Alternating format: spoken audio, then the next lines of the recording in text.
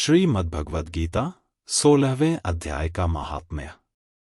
श्री महादेव जी कहते हैं, पार्वती, अब मैं गीता के 16वें अध्याय का महात्म्य बताऊंगा, सुनो। गुजरात में सौराष्ट्र नामक एक नगर है। वहां खड्गबाहु नाम के राजा राज्य करते थे, जो दूसरे इंद्र के समान प्रतापी थे। उनका एक हाथी था जो मद बहाया करता था और सदा मद से उन्मत्त रहता था। उस हाथी का नाम अरिमर्दन था। एक दिन रात में वह हठात सांकलों और लोहे के खंभों को तोड़ फोड़कर बाहर निकला।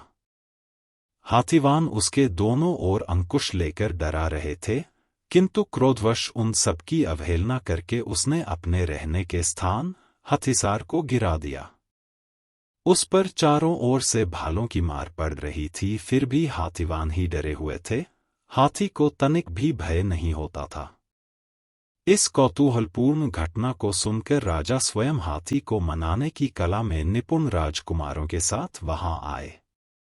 आकर उन्होंने उस बलवान दंतैले हाथी को देखा। नगर के निवासी अन्य काम धंधों की चिंता छोड़ अपने बालकों को भय से बचाते हुए बहुत दूर खड़े होकर उस महाभयंकर गजराज को देखते रहे। इसी समय कोई ब्राह्मण तालाब से नहाकर उसी मार्ग से लौटे। वे गीता के 16वें अध्याय के अभयम आदि कुछ श्लोकों का जप कर रहे थे। पुरवासियों और पीलवानों, महावतों ने बहुत मना किया, किंतु किसी की न मानी। उन्हें हाथी से भय नहीं था, इसलिए वे चिंतित नहीं हुए। उधर हाथी अपनी चिंगाड़ से चारों दिशाओं को व्याप्त करता हुआ लोगों को कुचल रहा था।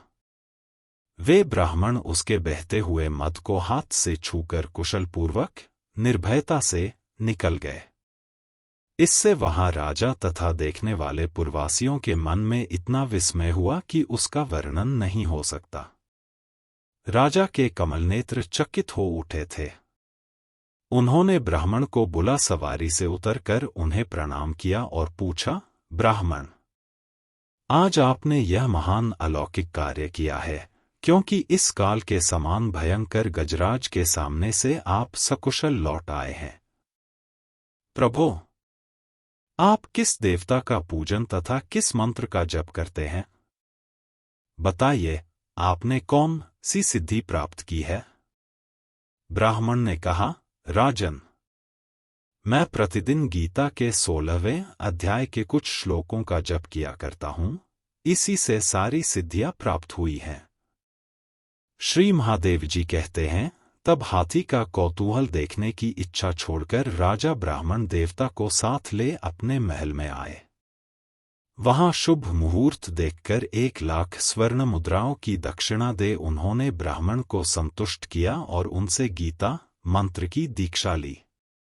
गीता के 16वें अध्याय के अभयम आदि कुछ श्लोकों का अभ्यास कर लेने के बाद उनके मन में हाथी को छोड़कर उसके कौतुक देखने की इच्छा जागृत हुई।